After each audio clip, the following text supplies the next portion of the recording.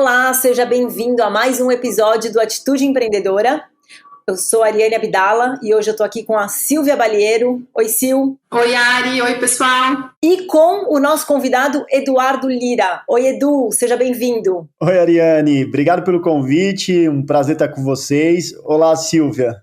Oi, Edu. Prazer falar contigo. Muito bom você aqui com a gente. Bom, vou fazer uma breve apresentação do Edu, né? Eduardo Lira, mais conhecido como Edu Lira. É fundador e CEO do Instituto Gerando Falcões, uma organização social sem fins lucrativos voltada à promoção social de crianças e adolescentes por meio de esporte e cultura. Além disso, ajuda a capacitar jovens e adultos para o mercado de trabalho.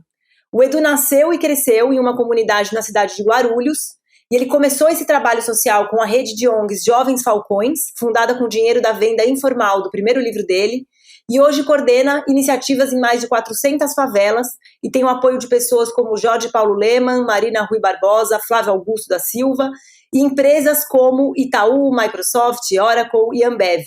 Ele é autor do livro Da Favela para o Mundo e tem feito muita coisa para ajudar as pessoas mais necessitadas nessa pandemia também. Então tá bom, antes da gente falar de tudo que você tem feito mais recentemente, até assim, nesse momento de pandemia, né, eu acompanho suas redes sociais, vejo pela imprensa, cada dia uma iniciativa nova, é muito inspirador, né? Mas antes da gente entrar nesses momentos mais atuais, eu acho que a gente podia começar falando onde tudo começou, da sua infância, que é também um jeito da gente contar por que e como você depois criou os Jovens Falcões e a Gerando Falcões. Então, acho que assim, a sua infância foi muito diferente de, por exemplo, a minha infância, da Silvia, de muita gente que nos ouve. Então, se você puder compartilhar com a gente as suas principais lembranças, boas e ruins, o que te levou a ser quem você é hoje, seria muito bom poder te ouvir. O que eu faço hoje, a minha missão de vida, Ariane, vem muito das experiências que eu tive no território que eu nasci. Então, eu nasci numa família que enfrentavam a vulnerabilidade de uma forma muito profunda. Minha mãe, inclusive, ela chegou a viver um período da vida dela debaixo da ponte com seus pais, com os meus avós. E depois, quando eles conseguiram um barraco na favela, foi um upgrade em sair da ponte. A OCDE fez uma pesquisa e apontou que quem nasce em circunstâncias de extrema pobreza, como a que eu nasci, demora até 9 gerações para conseguir romper com essa desigualdade social. E eu consegui fazer um percurso muito menor.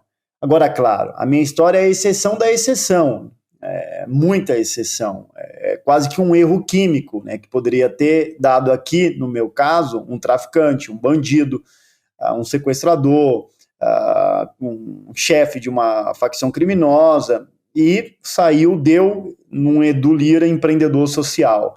A minha história, ela ganha um curso diferente, Silvia e Ariane, porque eu tive uma mãe, vou falar em mulheres, estou aqui com vocês duas, uma mãe muito poderosa, Dona Maria Gorete de Brito Lira. Ela me criou como diarista, vivendo num barraco, visitando meu pai dentro de um presídio, mas ela me criou no meio de tanta dor, com muito amor, e todo dia ela me dizia: filho, não importa de onde você vem, o que importa na vida é para onde você vai, levanta a cabeça e vamos atrás. E eu acreditei na minha mãe e fui atrás para mudar o jogo da minha vida, e deu certo. Edu, você sempre fala que quer transformar as favelas levar as favelas para o museu. Em que pé está essa sua busca? Assim? Como que você tem evoluído? Como que você vê o Brasil evoluindo nesse caminho? E quais são os desafios grandes aí que você enxerga pela frente? Silvia, essa é a nossa missão. A missão da Gerando Falcões é a missão da qual eu sou o guardião e mobilizo pessoas para trabalhar na Gerando Falcões, um time extraordinário que a gente tem, nossos voluntários, doadores, investidores, nosso boarding, através dessa missão. E é uma missão de longo prazo. Não dá para... As coisas mais incríveis da vida não foram feitas em 6 meses, né? Isso aqui vai durar décadas. A boa notícia é que, por enquanto, eu estou relativamente jovem, com 33 anos, e que tenho algumas décadas para performar em altíssimo nível para entregar esse sonho para o país. A gente trabalha com 2 motores na Gerando Falcões. Então, a Gerando Falcões é um ecossistema de desenvolvimento social, e a gente trabalha em rede com ONGs no Brasil inteiro. Essas ONGs é como se fossem os nossos laboratórios de desenvolvimento social nas favelas. A gente capacita eles, a gente desenvolve novas competências para eles, através da sua liderança, mudar as favelas de papel social. A gente aprende em conjunto através do uso e análise de dados e a gente melhora serviços a partir de experimentos todos os dias dentro dessas favelas. E a gente entrega serviços de educação, de desenvolvimento econômico e cidadania em hoje mais de 300 favelas brasileiras, tendo quase 100 ONGs ou 100 laboratórios dentro do nosso ecossistema. Esse é o nosso motor 1, Silvia. O motor 2 é uma agenda de inovação social. Então nós começamos um laboratório, um protótipo de solução em São José do Rio Preto, uma cidade do interior de São Paulo. Assinamos um termo de cooperação com a prefeitura local e temos lá uma liderança que é a Amanda Oliveira, CEO do Instituto As Valquírias, que faz parte da rede, e o seu Bem-vindo, que é um líder do movimento popular dentro da favela. E a gente vai ali, em parceria com o Instituto Telos, que é a primeira agência de inovação de serviços públicos do Brasil, e com a Accenture, que está fazendo a modelagem econômica do projeto, construir a primeira comunidade inteligente e autossustentável do Brasil. Então nós temos uma mandala de atuação que trabalha com 9 pontos, que vai desde políticas e tecnologias sociais de combate à pobreza voltado para a primeira infância, empoderamento feminino, habitação, capacitação profissional, geração de renda, microcrédito e etc. E saúde, entre outros. E o que a gente quer nos próximos anos é construir, erguer a primeira favela 3D do Brasil, que é digital, digna e desenvolvida. Nós vamos entregar para o Brasil uma solução viável e escalável de combate à pobreza para, no lugar de favelas pobres, violentadas, nos seus direitos, a gente construir museus da pobreza e lugares que pulsam dignidade, promoção da cidadania, tecnologia e oportunidade para todo mundo. Então, o que a gente quer é entregar o melhor para os mais pobres, e não o contrário disso. Muito legal, incrível ouvir você falando tudo isso, essa visão é inspiradora. Eu vou voltar um pouco aqui na sua história, né? Você falou isso, que você é exceção da exceção, é um erro químico. A que você atribui isso? Eu entendi que, claro que não dá pra gente contar, né, desse jeito que você falou, que eu acho que é uma coisa muito importante, né, de não esperar que as pessoas, né, vão se esforçar e vão conseguir todas sair, mas dessa situação. Agora, o quanto dessa história você atribui às suas próprias atitudes, né, às suas atitudes empreendedoras, e o quanto você teve de sorte, né, de talvez ter tido a mãe certa naquele momento, o que fez, assim, analisando essa composição química, o que gerou esse erro que foi tão produtivo, né? Pô, essa pergunta vale ouro, porque eu acho que é uma composição de um monte de coisa, sabe, Ariane? Eu sou um cara de muita fé e tenho muita certeza de que Deus me ajudou muito e foi bondoso comigo. Eu acho que a minha mãe exerceu um papel fundamental na minha vida. Eu diria que o meu pai, em algum momento eu tive nele o exemplo do que eu não deveria ser, mas quando eu completei 7 anos, o meu pai se tornou o exemplo do que eu poderia ser. Ele abriu mão do crime, do tráfico, voltou para casa e decidiu me criar. Isso foi um ponto muito grande de inflexão para mim, de ter um pai dentro de casa. Foi muito relevante, porque até então eu era o filho do bandido, que as vizinhas, as mães falavam, não fica perto daquele menino, o pai dele é bandido, é perigoso. E por outro lado eu não via meu pai, que ele estava sempre ou dentro de barraco, cheirando cocaína, ou planejando roubos, assaltos, ou viajando, ou preso. Então aquilo tinha promovia um gap emocional muito grande em mim. Quando ele voltou para casa me ajudou muito. E aí entra também, naturalmente, depois de dizer tudo isso, o fator humano, que a gente não pode desconsiderar, o fato de eu ter dito não para todos os convites de droga, de participar de quadrilha, de roubo, na minha vida eu sempre consegui dizer não e ter uma obsessão muito grande em melhorar de vida. Eu queria ser um orgulho para minha mãe. Eu sempre quis. Porque eu via minha mãe chorando muito, saudade do meu pai, ou humilhação, visitando meu pai no presídio, ou a polícia invadindo o barraco de casa. E aquilo me incomodava. E eu prometi para mim mesmo, eu vou ser um orgulho para minha mãe. Eu vou dar orgulho para minha família. Então eu tinha isso como uma obsessão. Ou eu conseguiria ou morreria tentando. Sempre foi uma obsessão muito grande. E aí eu fui atrás, dei o duro, trabalhei duro, estudei muito, decidi empreender desde cedo. E eu acho que esses elementos fizeram a diferença, né? Sabe? Disciplina, trabalho duro, uma obsessão implacável por uma coisa que você acredita. E até hoje é assim, se alguém não acredita que eu vou conseguir, com o meu time, entregar o sonho de combater pobreza, de colocar a miséria da favela no museu, eu falo, tá bom, mas não me conta. Se você não acredita, não me fala. Deixa eu delirar, deixa eu sonhar, deixa eu acreditar. Porque a gente tem que acreditar nas coisas impossíveis da vida. Tem uma frase que eu acredito, que às vezes eu digo assim, se preciso for, troque de amigos, mas não troque de sonhos. Se você tem um sonho, tem que ir atrás dele com toda a força e energia. Edu, ótimo te ouvir, e eu fico pensando, da forma como você começou, você falou, decidi empreender desde sempre, e você tinha esse sonho que você nunca deixou ninguém te demover dele, mas como começar, né? E quando vai empreender e tem recurso, já é tão difícil, como é empreender sem recurso? Conta pra gente o primeiro passo, né? Como que você conseguiu sair, de onde você saiu e ter gerando falcões enormes e conseguir atingir públicos em tantos lugares diferentes. Como é esse começo, esse start para começar? Olha, eu acho que esse é outro ponto importante. Acho que as pessoas têm que sonhar grande. Eu concordo muito com isso. Eu sou um sonhador quanto mais, né? Mas elas têm que começar pequeno. E não se comparar com ninguém, porque o risco de um empreendedor ou de alguém que está correndo atrás para fazer coisas relevantes é essa pessoa se comparar com alguém. E ela não pode se comparar com ninguém. Ela tem que se comparar com o que ela produziu ontem, com o que ela performou ontem. Essa é a régua de comparação. Então esse é o primeiro ponto. Eu acho que se comparar com alguém é uma maldade que você pratica contra si próprio. Acho que a régua é sempre a gente você com você mesmo.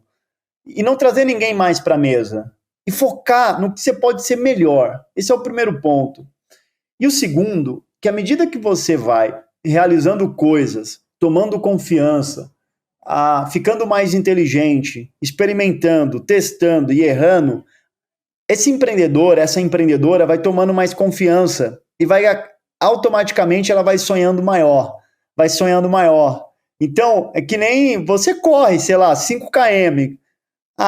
Daqui a pouco você fica mais resistente, corre 6. Daqui a pouco fica mais resistente, corre 7. Daqui a pouco fica mais resistente, fala, vou pra maratona. E aí vai correndo até chegar lá. Então, eu acho que é menos sobre a duração ou o tempo e mais sobre a jornada, sobre ir atrás de uma coisa grande, mas sem queimar etapas, sem furar fila. Começar pequeno, andar bem rápido e sonhar grande, mas valorizar cada etapa da jornada. Muito legal. A gente fala muito sobre quais características um líder precisa, né, numa empresa, quais são as habilidades do século XXI. Queria saber o que a periferia, o que a favela te ensinou, que não se aprende na faculdade, que não se aprende nas corporações, mas que é muito útil para o sistema que a gente vive. A minha vida, por eu ter nascido em favela, morado a vida inteira em periferia, até ter casado e com minha esposa, as coisas que eu uso hoje para empreender, eu aprendi lá. Que, no geral, são muito voltados para comportamentos socioemocionais, de inteligência emocional. Quantos não eu ouvi na favela e eu tive que seguir em frente? Quantas vezes eu não tive que encontrar motivação no meio das derrotas? Quantas vezes eu não fui até humilhado por ter um pai na cadeia, mas eu não baixei a cabeça, continuei seguindo em frente. Foram várias vezes. Quantas vezes a gente não tinha o que comer e a gente tinha que ser humilde para ir na casa do vizinho e pedir para jantar com eles? Literalmente, jantar e almoçar na casa dos vizinhos para não passar fome. E tem que ser humilde, senão eu não aguentaria meu pai, minha mãe. Então, eu comecei a perceber que a maioria das coisas que eu fazia para captar recurso, para criar soluções, para superar problemas, para encontrar motivação nas derrotas, eu tinha aprendido na favela e na periferia, a partir dos desencontros e encontros da minha vida. E aí, o final da resposta é que, realmente, se esses jovens entenderem muito do que a gente tenta mostrar para eles, o quanto eles já sabem, o quanto eles aprenderam, eles podem ir muito longe e emergir uma nova favela no meio desse caos social. Acho que é um pouco disso, sabe? Mas como convencê-las, Edu? Porque todo mundo tenta fazer isso, todo mundo quer trazer o outro para sonhar junto, tal, mas o poder do convencimento é para poucos, né? E onde está isso? Como você faz? Eu acredito muito em relações de longo prazo. Eu tenho, para dar um exemplo de uma pessoa que todo mundo conhece, o Jorge Paulo Lemann, que ele é um dos nossos investidores, conselheiro, apoiador aqui. A nossa relação é uma relação de troca, mas não troca simplesmente financeira. É uma relação de troca humana, de experiências, troca de emoção, troca de vivências, troca de mundo. O Jorge me mandou para fazer um curso em Harvard e estudar inglês por 3 meses em Boston. Eu levei ele para a favela, algumas vezes. E levei a Lara Lemann num presídio. Então você percebe que quando a gente se reúne para conversar, a gente não fala de IPO ou de bolsa de valores, mas a gente fala de favela, de impacto social, de cidadania, de soluções escaláveis, de longo prazo, de combate à pobreza, e falamos também de gestão, de como implementar gestão nesse processo, de governança, de como melhorar, de transparência, de como trazer práticas do mercado para melhorar ainda mais o terceiro setor. Então isso se torna poderoso. Então, percebe como os lados, as experiências humanas, se forem respeitadas de forma mútua, se forem ouvidas, elas podem somar num processo de transformação social. Não é um jogo de soma zero. É um game onde todo mundo põe o seu melhor para mudar o Brasil. E não deveria ser difícil fazer isso. Não deveria ser complexo. O que tem de tão difícil nesse trem aqui, meu? A gente deveria fazer mais isso, mas a gente briga muito e se escuta muito pouco no Brasil. E aí a gente não consegue extrair o melhor das pessoas, porque a pessoa fala assim, tô fora, meu irmão, aqui vão me dar uma surra.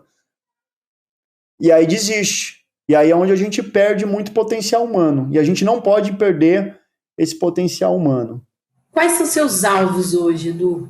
Quando você pensa em problemas, assim, ali dentro da Gerando Falcões, vocês têm algum foco específico hoje que te tira o sono, que te toma mais tempo? Eu acho que a gente tem desafios muito grandes para resolver dentro da questão de pobreza. A gente está trabalhando muito duro aqui na Gerando Falcões para trabalhar melhor com o uso de dados, interpretação de dados e tomada de decisão baseada em dados. E aí envolve muito de integração de sistemas, integração de tecnologias, porque isso pode oferecer muitas soluções no combate à pobreza. Para a gente descobrir o que funciona mais. Qual tecnologia social funciona mais? Por que essa criança evadiu da escola? O que faz aprender mais? O que faz aprender menos? Eu acho que esse é um tema muito forte. O segundo, gente sempre é um grande desafio. Em tese, as melhores pessoas do mundo, se a métrica é dinheiro, elas vão trabalhar nas empresas que pagam mais. Logo, elas vão, eventualmente, para a Netflix, para a Amazon e por aí vai. Mas o terceiro setor e o combate à pobreza, dada a magnitude dos seus desafios, precisa dos melhores talentos trabalhando na solução dos seus problemas sociais. E recrutar esses melhores talentos com o recurso disponível que a gente tem em mãos, é um grande desafio. Então, eu concentro boa parte do meu time, garantir que a gente está recrutando as melhores pessoas, treinando, desenvolvendo e entregando os desafios mais inspiradores na mão delas para que elas possam fazer uma diferença efetiva na sociedade. E aí um terceiro, para ficar por aqui, eu acho que a gente está fazendo muitos experimentos de novos mecanismos de mobilização de recursos. A gente começa agora a trabalhar com governos, uma coisa que a gente não fazia. Eu sempre fiquei muito distante, focado na Gerando Falcões e no combate à pobreza, mas eu acho que eu errei, porque eu poderia ter influenciado mais políticas públicas e o canhão do governo é incomparável maior do que o canhão da iniciativa privada. Se a gente quer escalar, se a gente quer resolver problemas reais numa escala muito gigante, a gente tem que influenciar governos e fazer os laboratórios bem-sucedidos de programas sociais e de serviços de ONGs virar política pública. Então, o governo não pode errar tanto, mas as ONGs podem. E aí, talvez entra no último ponto, que é influenciar o ecossistema para investir em risco, para investir em inovação social. A gente tem um ecossistema que se desenvolve muito rápido, das startups de inovação e de uma cultura de investimento em risco, mas a gente precisa deslocar parte dessa tomada de risco também para o terceiro setor, para o setor cidadão, porque as tecnologias criadas até aqui talvez não vai conseguir resolver todos os problemas para fazer a gente chegar a acolá. Daí a gente tem que testar mais, inovar mais, errar mais, tomar mais risco, experimentar mais. E, por outro lado, as pessoas querem investir em certeza. Todo mundo quer investir em certeza, mas tem que colocar algum recurso em risco e confiar que quem está do lado de cá vai conseguir solucionar o problema. É igual quando alguém investe num fundo. Você investe e não fica necessariamente olhando todo dia quanto que a bolsa subiu ou desceu, porque você sabe que você tem bons agentes que estão tomando boas decisões com o seu dinheiro. Quem investe numa ONG precisa investir no melhor lugar possível, precisa confiar que essa pessoa vai tomar as melhores decisões para transformar esse recurso em desenvolvimento social e transformação do país. É isso que a gente está fazendo e esse é um dos lugares que eu estou dedicando boa parte do meu tempo hoje. E durante a pandemia, Edu, eu vi que você agiu rápido e muito. Desde a tentativa de fazer a doação de cestas, né, de cestas básicas, até essa preocupação com a questão da educação, da democratização do acesso à internet, dessa inclusão digital. O que essa pandemia trouxe de aceleração para Gerando Falcões e que necessitou dessa ação rápida aí de vocês? Bom, eu acho que a pandemia acelerou a Gerando Falcões por duas formas. A primeira é que a pandemia colocou uma lente de aumento sobre os problemas reais do país, em especial de favelas. E a sociedade, me parece que compreendeu. Então foi uma pandemia pedagógica, sabe? De ensinar, de educar. E hoje todo mundo sabe o tamanho do gap educacional, digital, de saneamento básico, de infraestrutura que existe em favelas. Isso engajou mais a sociedade. Segundo, como a pauta virou para esse lado, a mídia deu muito mais espaço e eco para a voz dos empreendedores sociais. Porque sempre houve também um desequilíbrio muito grande no espaço e no tamanho de mídia dado, por exemplo, ao lançamento de um produto do mercado e ao lançamento de uma tecnologia social de combate à pobreza. O que deveria ter mais espaço? Ou não vamos olhar o que deveria ter mais, mas no mínimo os dois terem igualdade de espaço? Será que não seria mais apropriado? Mas, historicamente, faltou, a mídia errou nesse aspecto. E aí a voz dos empreendedores acabava não tendo tanto eco. Então, eu acho que são alguns pontos que fica de contribuição e de legado do Covid. E aí, o ponto final é que a sociedade vai ter que dar uma resposta, se ela vai retroceder casas para trás ou se a gente vai continuar andando para frente, se mantendo engajados, se mantendo doadores de longo prazo. Inclusive, esse tema de doar é importante, como a gente mencionou, o Jorge Paulo e tantos outros que me ajudam. A solução para o problema das favelas não cabe no bolso de 5 ou 10 empresários ou famílias. Ela passa por todo o Brasil. E eu acredito muito também numa abordagem de muitos doando pouco, e não poucos doando muito, só concentrado nesse modelo. Muitos doando pouco é muito poderoso. Por isso que a gente tem na Gerando Falcões o site, gerandofalcões.com, onde todo mundo pode doar R$19,90 por mês, ou um outro valor que escolher. Porque o poder de muitos doando pouco é algo exponencialmente poderoso para combater pobreza. Eu adorei, Edu. Obrigada. Foi muito bom te ouvir. Então, Edu, muito obrigada pela sua participação no nosso podcast.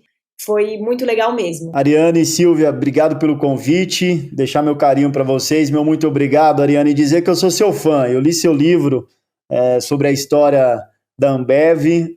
Adorei aprender ainda mais sobre meus colegas. E parabéns pela sua jornada como empreendedora, por tudo que você produz. E bom estar do seu lado. Um prazer gigante. Que legal, muito, muito legal ouvir isso de você, Edu. Acho que tem um valor especial, dada a sua trajetória, fico muito honrada, fico feliz mesmo. Tamo junto. Muito boa a entrevista com o Edu, né, Sil? Muito, sempre aprendo muito quando ouço o Edu, muito legal. Você já tinha entrevistado recentemente no seu outro projeto, né? Sim, a gente falou, durante a pandemia, a gente conversou sobre os projetos que eles estavam fazendo lá na Gerando Falcões. E eu fico muito impressionada com a capacidade do Edu de trazer o mundo com ele, né? De chamar as pessoas. E eu me lembro que quando a gente conversou, rapidamente ele conseguiu colocar pessoas de empresonas, sabe? Desde a Accenture, a própria Ambev, várias empresas, várias pessoas importantes para ajudá-lo nos projetos. Essa capacidade de aglutinar e de trazer pessoas para os projetos é muito legal de ver no Edu. É impressionante mesmo. Incrível. Eu gostei muito, aqui destacando, né, as atitudes empreendedoras, do que ele falou da mãe dele, né, para começar, assim, quando ele fala, não importa de onde você vem, importa para onde você vai. É tão simples, mas a gente às vezes gasta tanto tempo arrastando o passado e nos travando por coisas do passado, que eu acho que é muito bom lembrar disso, né? Que assim, não importa de onde você vem, aí não só uma questão social, mas não importa os seus erros do passado, né? Vamos olhar para frente. Sim, e até a coisa do empreendedor, de olhar para o seu negócio, para o que faz como um negócio e assim, o que está certo, o que está errado, para onde eu preciso ir. Esse olhar gestor para o que está fazendo, né? Ele tem muito isso, né? E é interessante, porque nesse ambiente de institutos, de ONGs, isso às vezes não é tão praticado, né? Ou tão valorizado. E ele fala as palavras, né? Ele fala de eficiência, de pragmatismo. Eu acho isso muito, muito interessante também. É o melhor uso, né, dessas ferramentas para o social. Sim, e quando ele falou, por exemplo, da parte do governo, né? Ele falou, eu acho que foi um erro meu. Essa coisa desse olhar, né, para ver onde eu acertei, onde eu errei, e da capacidade de trocar com as pessoas. Quando ele contou que ele levou o Lehman para a favela e o Lehman levou ele para Harvard, gente, isso é maravilhoso, né? Ele trazer isso e ter essa experiência é muito legal. Muito, muito. Quando ele falou essa história, eu fiquei pensando assim que uma atitude empreendedora é não ver as pessoas pelos papéis que elas têm, né? Ele é um ser humano, ele me contando, eu ouvi assim, né? Ele é um ser humano, o Jorge Paulo é um ser humano, e eram dois seres humanos trocando os seus universos e aprendendo mutuamente. Não tinha um superior ao outro.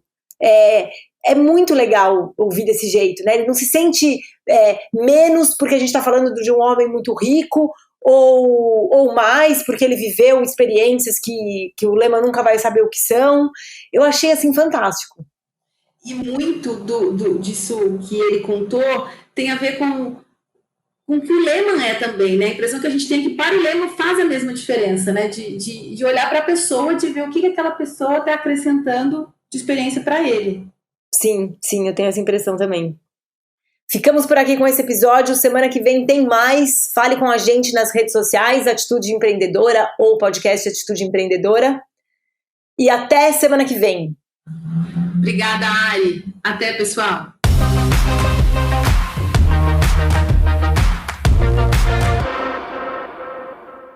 Este podcast é uma produção do Ateliê de Conteúdo e Estúdio Teses. E este episódio foi apresentado por Ariane Abdala e Silvia Balieiro. Uma produção de Júlia Fregonese, Vitória Pirola, Gabriela Lopes, Mariana Meyer, Marcela Burru, Maiara Cristofolotti, Gabriela Neumann e Juliana Perides.